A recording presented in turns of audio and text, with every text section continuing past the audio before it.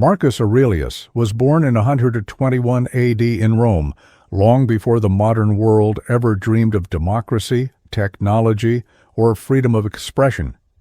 Yet his struggle was deeply human, timeless, the battle to master the mind in a world that refuses to be tamed. He was the emperor of Rome, the most powerful man of his time, commanding armies, overseeing justice, and deciding the fate of millions. But every night, after the speeches and battles, he would retreat into silence and write to himself, not to others, to himself. These writings became meditations, one of the most profound philosophical books ever written, not meant for the public eye, but for the emperor's own soul. He wrote not as a ruler, but as a seeker. He knew that the throne cannot save a man from sorrow. He knew that gold cannot silence fear, and so he turned inward. You have power over your mind, not outside events. Realize this, and you will find strength.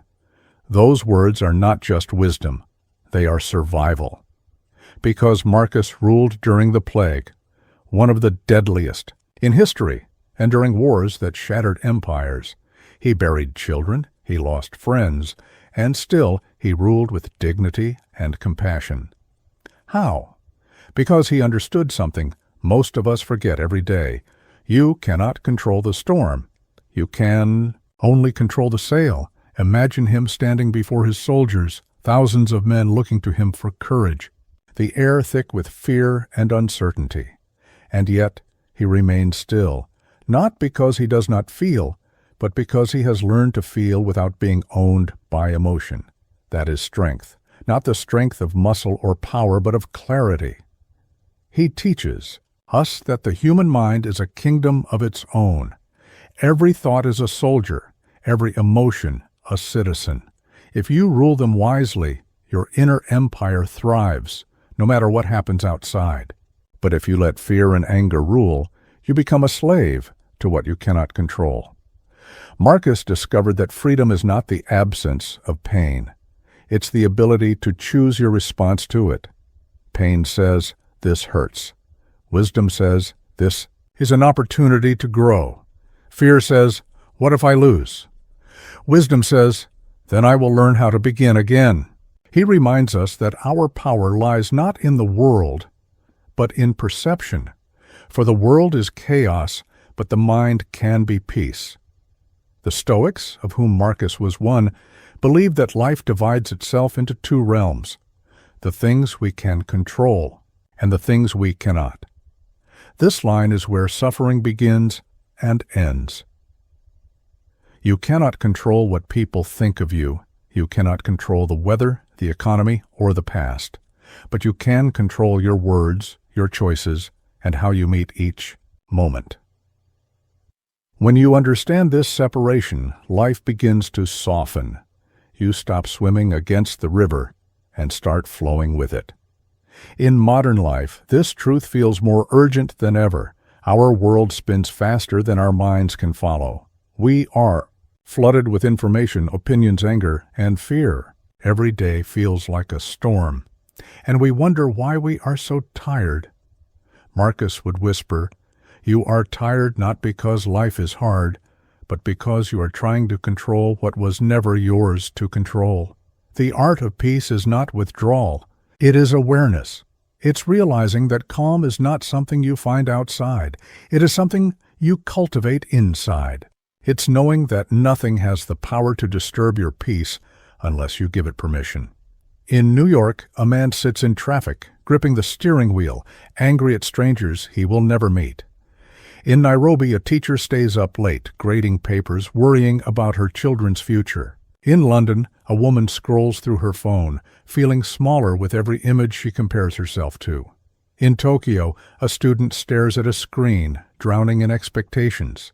Different languages, same human mind. The Stoic message does not belong to Rome. It belongs to humanity. Every person on earth faces the same test. What do you do when life refuses to go your way? The answer, across all cultures, is the same. You return to yourself. You breathe. You listen. You act from what you can control. your thoughts, your intentions, your heart. Whether you are in Africa or America, Europe or Asia, the same truth applies. Peace is not found in circumstance. It is born from self-mastery. To live this way is to be truly free, free not from the world, but within it. The question then is not philosophical, it's practical. How do we live like Marcus Aurelius today? Start with the pause. When life rushes at you, pause. When anger burns, pause. When fear tightens your chest, pause. In that pause, you reclaim the mind. It's a small, sacred space where you can choose. And choice is freedom. You might not control what happens, but you always control what happens next. Make the pause a ritual. Every time you stop, you build awareness. Every time you choose calm over chaos, you train the mind to obey peace. Like meditation, like breathing, it grows with practice. Soon, life's noise becomes background music, not a storm. You begin to see that what disturbs you was never the world. It was your thoughts about it. That is liberation. Tonight, before you close your eyes, ask yourself one question. Am I trying to control the world, or am I learning to control my mind? If the world feels heavy, it's because you're carrying too much that was never yours. Let it go. Let the day fade. What remains is what was always within your reach, your breath, your awareness, your peace. Marcus Aurelius did not find peace in palaces, armies, or victory. He found it in the quiet kingdom of his own thoughts. And if an emperor could do that, so can you. Because true strength is not domination. It is alignment. It is the quiet power to live with grace in a world that cannot be controlled. So, breathe. My friend, let the world spin as it must. You have power over your mind, not outside events. Realize this, and you will find strength. Let that truth rest softly on your heart tonight, like a candle that never goes out. Lao Tzu is a mystery. Some say he lived in the 6th century before Christ. Others believe he was never one man, but the voice of a collective. Wisdom that grew from centuries of reflection in ancient China. We may never know who he truly was, but we know what he gave us. The Tao Te Ching, a small book of short verses that reshaped how the world understands simplicity, nature, and the self. Lao Tzu's wisdom is unlike the logic of the West. Where Western philosophy seeks to analyze, Lao Tzu seeks to dissolve. Where others try to control, he invites surrender. And in one of his most beautiful insights, he whispers, "When I let go of what I am, I become what I might be." It sounds paradoxical, almost poetic. But behind its softness lies an eternal truth. Everything we hold on to too tightly, our identities, our roles, our fears, becomes the very thing that limits us. Letting go is not loss. It is liberation. In the quiet valleys of ancient China, Lao Tzu is said to have lived as a keeper of the imperial archives, a man surrounded by scrolls of history, power, and ambition, yet drawn towards simplicity. He watched kingdoms rise and fall, emperors wage wars for glory, and he saw the futility of human striving. So he left. He rode an ox toward the western mountains, away from civilization, seeking peace. Before he disappeared, a guard at the border begged him to write down his wisdom. And so he wrote the Tao Te Ching, the Book of the Way. In just 5,000 words, he captured the soul of serenity. He taught that the way to power is softness, the way to wisdom is emptiness, and the way to truth is surrender. Today, thousands of years later, his words still echo in our hearts, especially in an age where everyone is busy becoming someone. From the moment we are born, we are given names, roles, and expectations. We become sons, daughters, students, workers, achievers. We chase definitions like trophies, successful, beautiful, important. We build walls around who we think we are. But Lao Tzu reminds us that the more we define ourselves, the less space we leave for what we can become. A river that refuses to flow becomes stagnant. A mind that clings to certainty becomes narrow. A soul that holds on to identity forgets how to grow. To let go of what I am means to drop the story of who you think you must be. It means allowing life to move through you, not around you. It means accepting that change is not a threat. It is the nature of existence. Look at the modern world, the Western cities that never sleep, the African markets that pulse with energy, the Asian streets alive with ambition. Everywhere people are trying to succeed, to be loved, to be seen, to be perfect. But in this chase, many forget how to be. A woman in New York holds on to her job title because it defines her worth. A man in Paris hides his tears because he must appear strong. A mother in Lagos feels guilty for wanting rest because she believes love must always be sacrifice. A student in Seoul fears failure so much that he forgets to learn. Different cultures, one illusion, that control equals safety, that holding on equals power. But Lao Tzu would smile gently and say, water conquers rock not by strength, but by yielding. Letting go does not mean giving up. It means opening up. It means learning to trust life again. It means believing that who you are becoming is greater than who you were. In the Tao, everything changes, yet nothing is lost. The leaf falls, but it feeds the tree. The river flows, but it is always water. The caterpillar surrenders to darkness, only to emerge as a butterfly. Letting go is not the end. It is transformation. Lao Tzu saw that human suffering comes not from the world, but from resistance. We cling to the familiar because we fear the unknown. But growth happens only in the unknown. When you let go of what you think you are, you make space for who you are meant to be. When you stop clinging to being right, you open the door to understand. When you let go of what you are, you become what you might be. That is Lao Tzu's promise, not of perfection but of peace, not of certainty but of trust, and in the quiet of the night, when the noise of the world fades, you will feel it.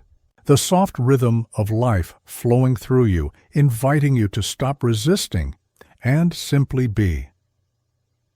Rumi was born in 1207 in what is now Afghanistan. He was not just a poet. He was a scholar, a theologian, a man of intellect and spirit. But his life changed when he met a wandering mystic named Shams of Tabriz. Their meeting was not just friendship. It was the collision of two souls destined to awaken each other.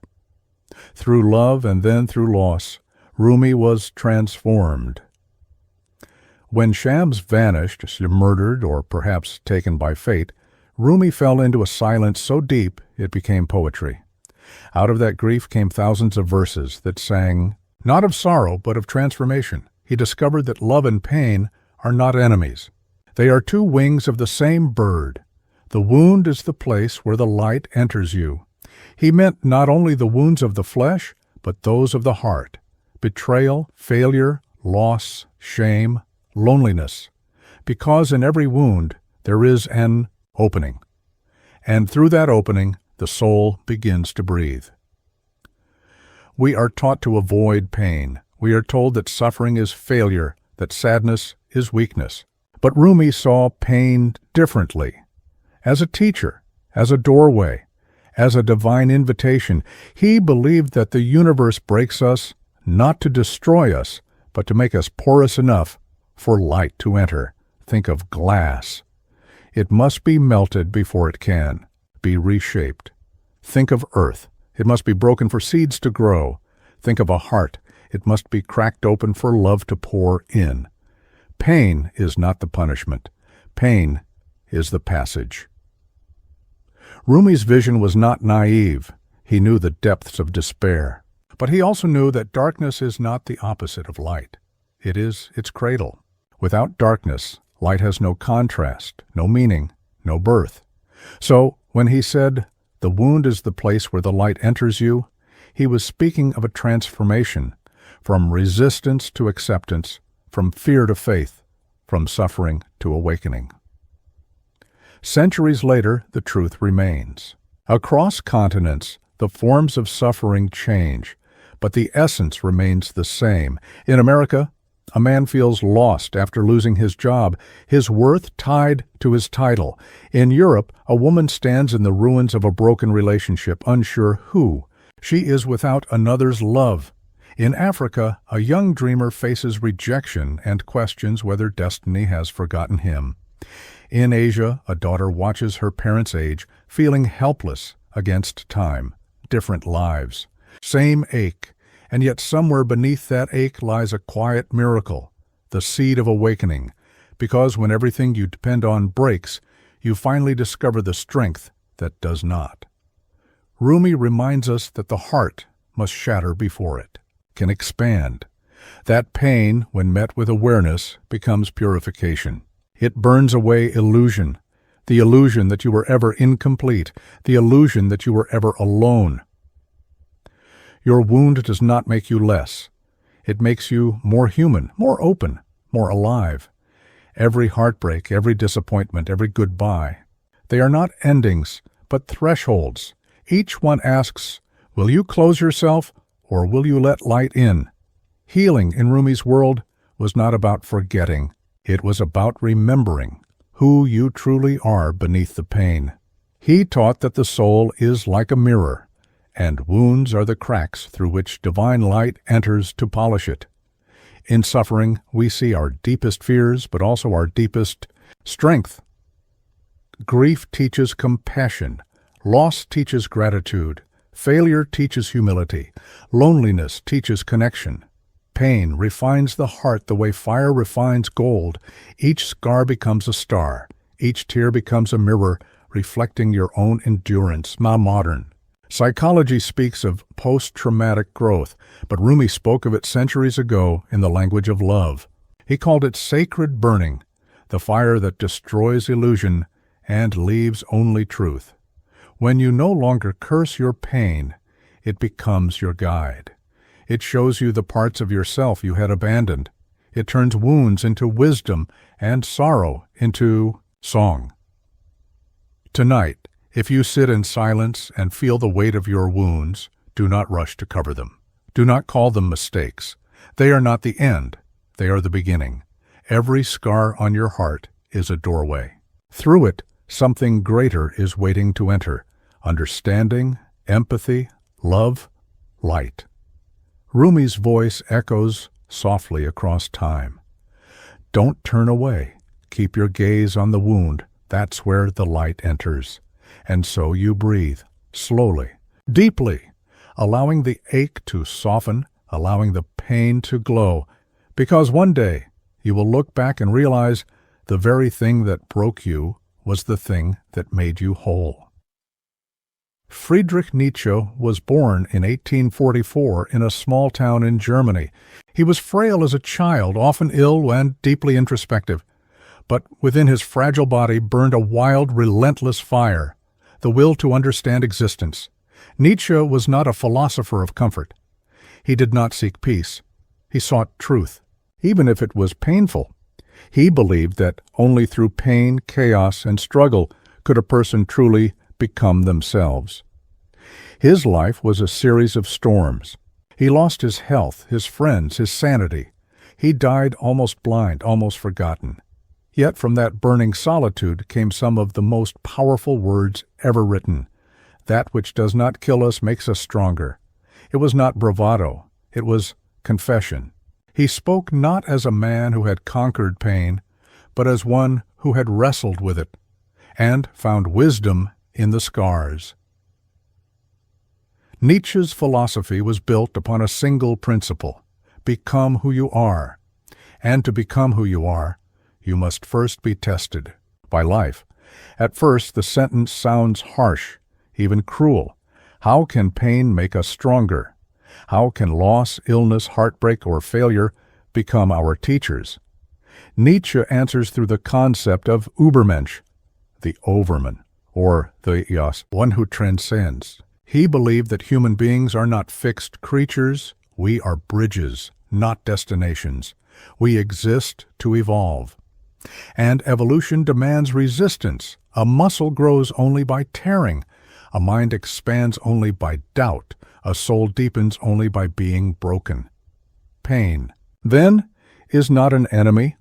It is the architect of transformation. Nietzsche wrote, "To live is to suffer. To survive is to find meaning in the suffering." He saw life not as a comfort zone, but as a forge, where the heat of struggle shapes the steel of the spirit. Strength to him was not the absence of pain, but the ability to transform pain into power, suffering into wisdom, and despair into depth. Look around the modern world, the cities of glass and steel, the endless noise of ambition. We have made life easier, but not lighter. Comfort has grown, but meaning has shrunk. A man in New York loses his job and feels like he has lost himself. A woman in Paris ends a long marriage and believes she will never heal. A refugee in Africa walks miles to find water, yet still finds a reason to sing. A teenager in Tokyo stares at a glowing screen, feeling alone in a sea of people. Pain wears different masks: economic struggle, emotional loss, existential emptiness. But in every corner of the world, it whispers the same question: what will you do with this pain? Nietzsche's answer was simple but profound. You cannot always choose what happens to you, but you can choose who you become because of it. The person who has never been tested is like a blade that has never met fire, shiny but weak. It is the friction of life that sharpens the soul. The African proverb says, "Smooth seas do not make skillful sailors." And Nietzsche would agree. Only through struggle does the spirit discover its real depth. Pain is not noble by itself. It becomes meaningful only when we face it consciously. Nietzsche believed in what he called amor fati, the love of one's fate. To love not only the good days, but the storms. To say yes to life, even to its harshness. To embrace everything as necessary, as part of becoming whole. When you stop asking, "Why me?" and start asking, "What is this teaching me?" you begin to transform. The sickness that confines you can teach patience. The betrayal that breaks you can teach self-respect. The loss that empties you can teach you to see what cannot be taken. Pain refines awareness. It strips away illusions and leaves truth naked. It humbles the ego and strengthens the will. When Nietzsche wrote, "What does not kill us makes us stronger," he was not glorifying suffering. He was glorifying resilience, the human ability to rise again, again, and again. Strength is not loud.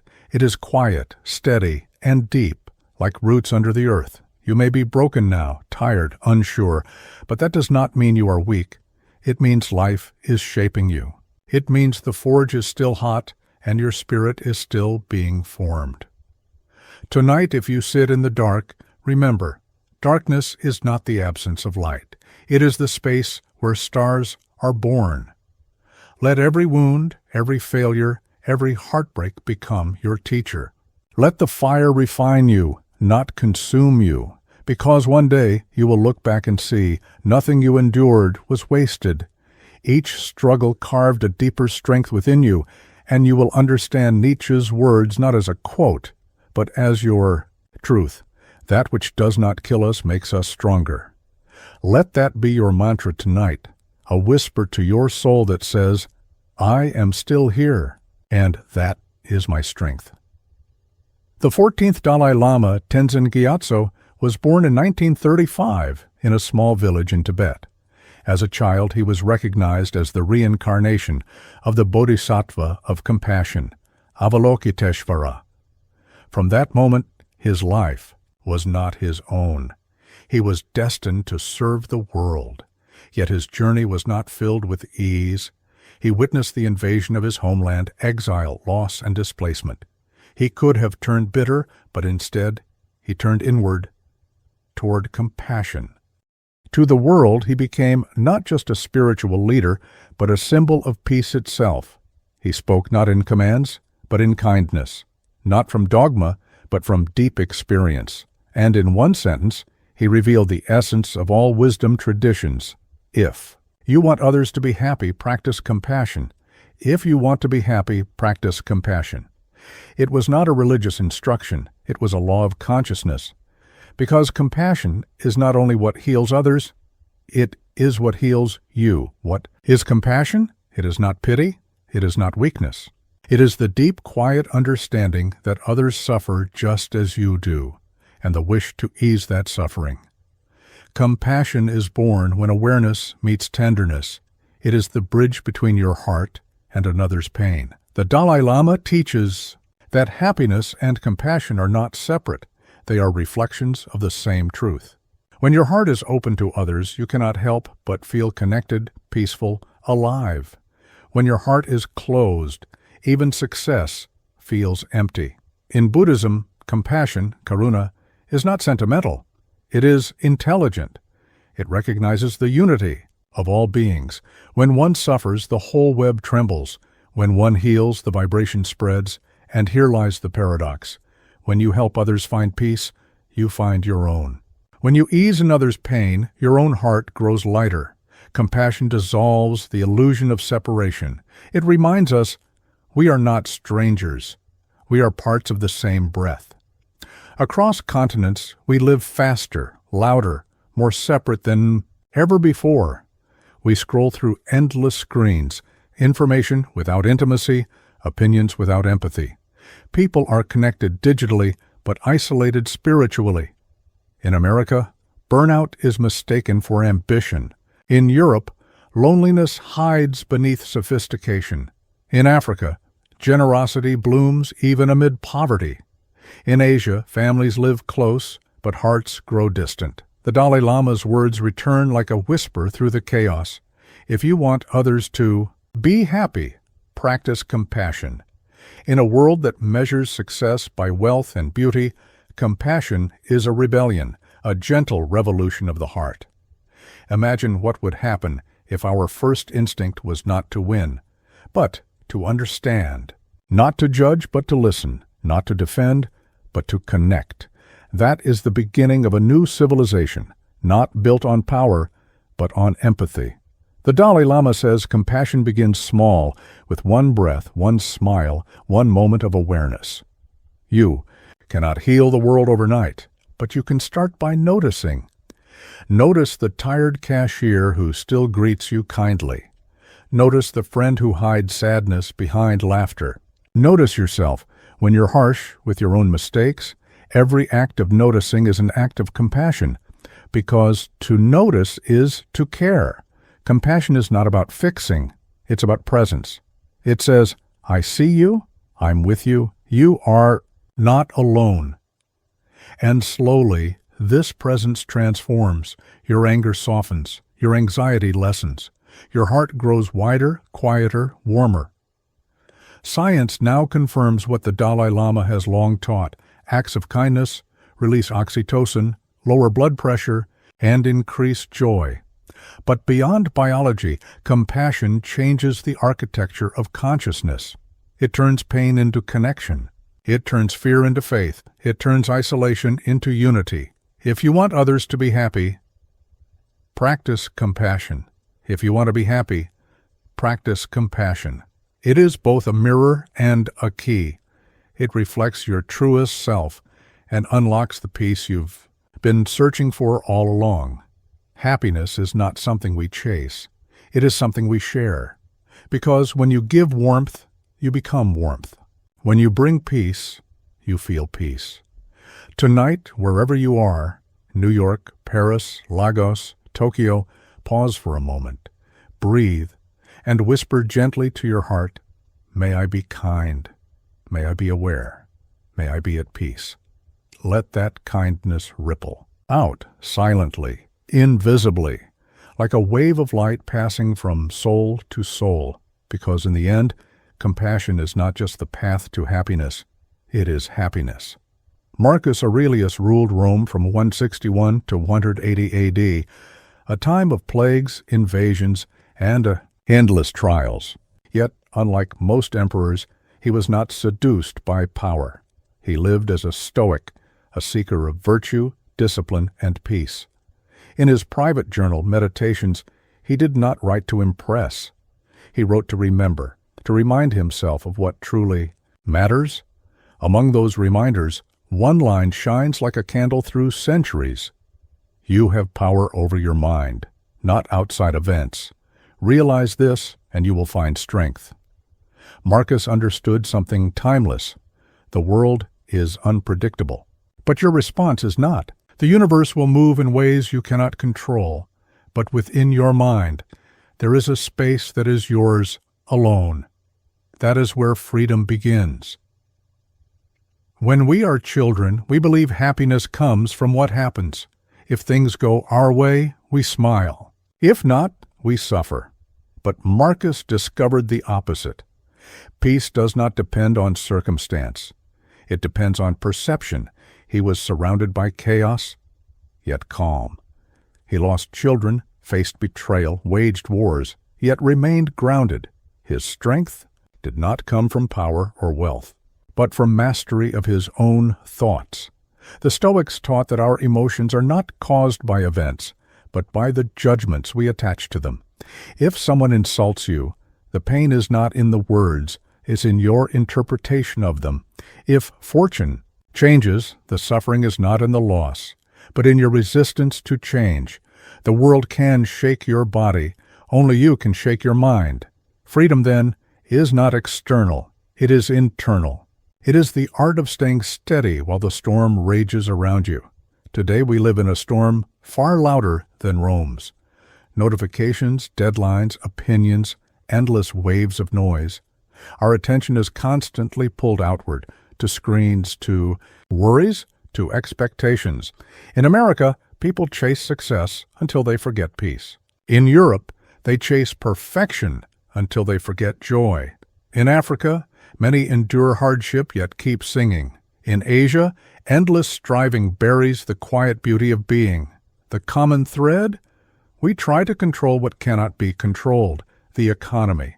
Other people, time, fate, and in doing so, we lose the only kingdom we truly have, our mind. Marcus's wisdom is like a compass for this century. Stop trying to control the ocean. Learn to navigate the boat. You can't decide if the waves rise, but you can decide whether you panic or row. You can't choose what people say, but you can choose whether their words define you. You can't stop change, but you can stop fear from owning your breath. That is power, silent, steady, and unshakable. How do we live this teaching? Marcus would say, begin with awareness. When something upsets you, pause. Ask not, why did this happen? Ask, what is within my control right now? Your thoughts are within your control. Your choices are within your control. Your attitude is within your control. Everything else, let it go. This is not detachment out of indifference. It is clarity born of wisdom. To practice inner peace, start your day with silence. Before the world enters, breathe. Remind yourself, today events will unfold beyond my will, but my mind is my home. During hardship, imagine yourself as a mountain. The wind blows, rain falls, snow covers, but the mountain stands. Be the mountain, not cold, not distant, just steady. With time, you'll discover you can be calm without being passive, strong without being harsh, and peaceful without escaping the world. Marcus wrote these words not from comfort, but from fatigue. He was tired of battle, burdened by leadership, and yet still kind, still clear, still awake. He discovered the greatest empire was not Rome. It was the quiet realm within the mind. You have power over your mind, not outside events. His Stillness is both a challenge and a promise. It says, the storm is not yours to command, but your soul that is yours to steer. Tonight, wherever you are, if life feels heavy, if you feel small, remember Marcus's truth. You are not powerless. You are not lost. You are the guardian of your mind, and there lies your strength. Breathe slowly. Let the noise fade. and hear the quiet voice within. Peace is not around you. It is within you. Albert Einstein was born in 1879 in Ulm, Germany. As a child, he was quiet, slow to speak, and endlessly curious. He once said that when he saw a compass for the first time, he was struck by one question: why does the needle move? That question, so simple, so childlike, became the seed of a lifetime of discovery. Einstein never stopped asking why. Why does light behave like both a wave and a particle? Why does time bend? Why does gravity curve space? Each question opened another door, and behind those doors he found not just science, but philosophy, beauty, and awe. He wrote, "The important thing is not to stop questioning. Curiosity has its own reason for existing." He understood something most adults forget. Curiosity is not just a tool. It is the soul's way of breathing. It is how consciousness stays alive. To question is to be awake. To wonder is to be human. When Einstein spoke of curiosity, he didn't mean idle interest. He meant the kind of wonder that shakes the boundaries of the known world. He believed that curiosity is sacred because it begins where certainty ends. And certainty, though comfortable, is the end of growth. A mind that thinks it knows everything stops seeing. A mind that keeps asking remains alive. The most beautiful thing we can experience, Einstein said, is the mysterious. He was not only a scientist, but a mystic of reason, someone who saw equations as poetry and the cosmos as a mirror of the divine. To him, curiosity was love, love for truth, for existence, for the miracle of being aware at all, and that is why he said curiosity has its own reason for existing. It needs no justification, because to question life is already to live it fully. Today, the world is drowning in answers, but starving for questions. We scroll, consume, react, but rarely wonder. We have knowledge without depth, speed without reflection, data without meaning. In America, success often means having all. The answers? In Europe, intellect is admired more than imagination.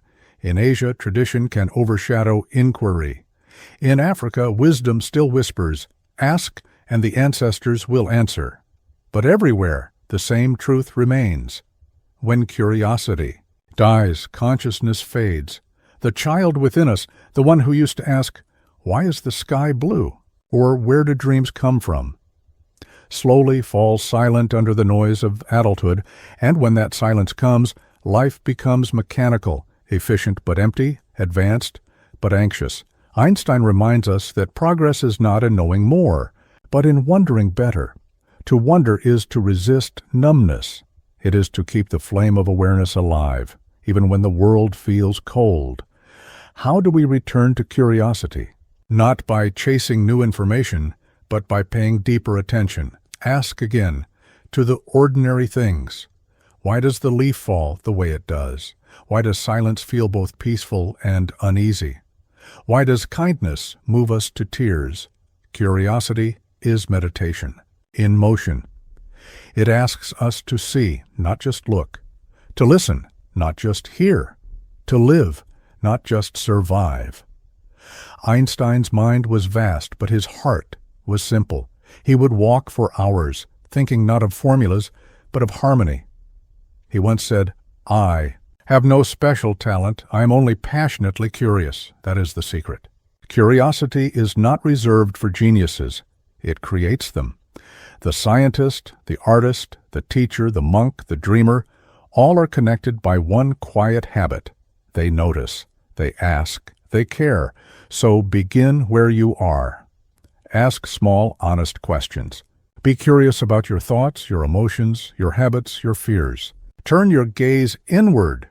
You will find that curiosity not only reveals the world, it reveals yourself. Einstein's words are not just for laboratories. They are for life itself. The important thing is not to stop questioning. Why? Because questioning keeps us humble. It keeps us alive to mystery. It reminds us that we are students of a universe too vast to master. Tonight, let your heart be a question mark. Look at the stars, the clouds, your own breath, and whisper to yourself, how does this all exist? Why am I aware of it? What is this miracle of being? Do not seek quick answers. Let the mystery be your teacher, because when you stop needing certainty, you begin to experience wonder. And in wonder, there is peace. Einstein's curiosity was not just intellectual, it was spiritual. He saw that the universe was not something to conquer, but something to listen to. So tonight, listen to the wind, to your thoughts, to silence. Each one holds a question, and in that question, you may find God. As the echoes of these timeless thoughts fade into silence, remember, wisdom is not found in noise, but in awareness. If these words touched something within you, take a quiet moment to let them settle. And when you're ready, leave a like to share this calm with others, and subscribe to Great Quote 30, a place where words breathe slowly and every quote becomes a moment of reflection. Until next time, breathe deeply, think gently, and keep your inner light awake.